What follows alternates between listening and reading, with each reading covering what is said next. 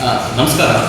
ಇದೇ ಪ್ರಥಮ ಬಾರಿಗೆ ಚಾಮರಾಜನಗರ ಜಿಲ್ಲೆಯ ಡಾಕ್ಟರ್ ರಾಜ್ಕುಮಾರ್ ಜಿಲ್ಲಾ ರಂಗಮಂದಿರದಲ್ಲಿ ಕರ್ನಾಟಕ ಜಾನಪದ ಪರಿಷತ್ತು ಬೆಂಗಳೂರು, ಕರ್ನಾಟಕ ಜಾನಪದ ಪರಿಷತ್ತು ಚಾಮರಾಜನಗರ ಜಿಲ್ಲಾ ಘಟಕ, ಕಾರ್ಮಿಕ ಪತ್ರಕರ್ತರ ಸಂಘ ಸಹಯೋಗದಲ್ಲಿ ಚಾಮರಾಜನಗರ ಜಿಲ್ಲಾ ಮಟ್ಟದ ಜಾನಪದ ಉತ್ಸವ ಮತ್ತು ಪ್ರಭುದೇವರಾಜರವರ ಜಾನಪದ ಪರಂಜ್ಯೋತಿ ಪ್ರಶಸ್ತಿ ಪ್ರದಾನ ಸಮಾರಂಭ ಮತ್ತು ಜಾನಪದ ಕಲೆಗಳ ವಿಚಾರ ಸಂಕಿರಣ ಮತ್ತು ಜಾನಪದ ಕಲೆಗಳ ಪ್ರದರ್ಶನ ಕಾರ್ಯಕ್ರಮವನ್ನು ನಾವು ಹಮ್ಮಿಕೊಂಡಿದ್ದೇವೆ.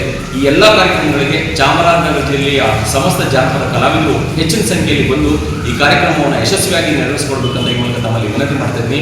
ಮತ್ತೊಮ್ಮೆ ಎಲ್ಲ ಜಾನಪದ ಕಲಾವಿದರು ಮತ್ತು ವಿವಿಧ ಸಂಘ ಸಂಸ್ಥೆಗಳ ಪದಾಧಿಕಾರಿಗಳು, ನಮ್ಮೂರಿನ ಎಲ್ಲ ಜನರು ಕೂಡ ಈ ಜಾನಪದ ಉತ್ಸವದಲ್ಲಿ ಭಾಗವಹಿಸಬೇಕು ಅಂತ ಈ ಮೂಲಕ ತಮ್ಮಲ್ಲಿ ಸ್ವಾಗತವನ್ನು ಕೊಡ್ತಾ ಇದ್ದೀನಿ. ನಮಸ್ಕಾರ.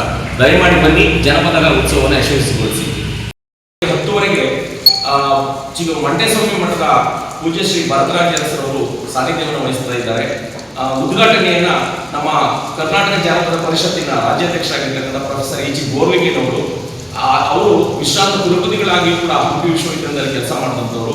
ಇದರ ಅಧ್ಯಕ್ಷತೆಯನ್ನ ನಮ್ಮ ಚಾಮರಾಜನಗರ ಕ್ಷೇತ್ರದ ಹೆಮ್ಮೆಯ ಶಾಸಕರಾಗಿರ್ತಕ್ಕಂಥ ಸಿ ಪುತ್ರಕ್ಷೇತ್ರರು ವಹಿಸುತ್ತಿದ್ದಾರೆ. ಮತ್ತೆ ಪ್ರಶಸ್ತಿ ಪ್ರದಾನವನ್ನ ಮಾನಸ ಶಿಕ್ಷಣ ಸಂಸ್ಥೆಯ ಕಾರ್ಯದರ್ಶಿಗಳು ಪ್ರಶಸ್ತಿ ಪ್ರದಾನವನ್ನ ಮಾಡ್ತಾ ಇದ್ದಾರೆ.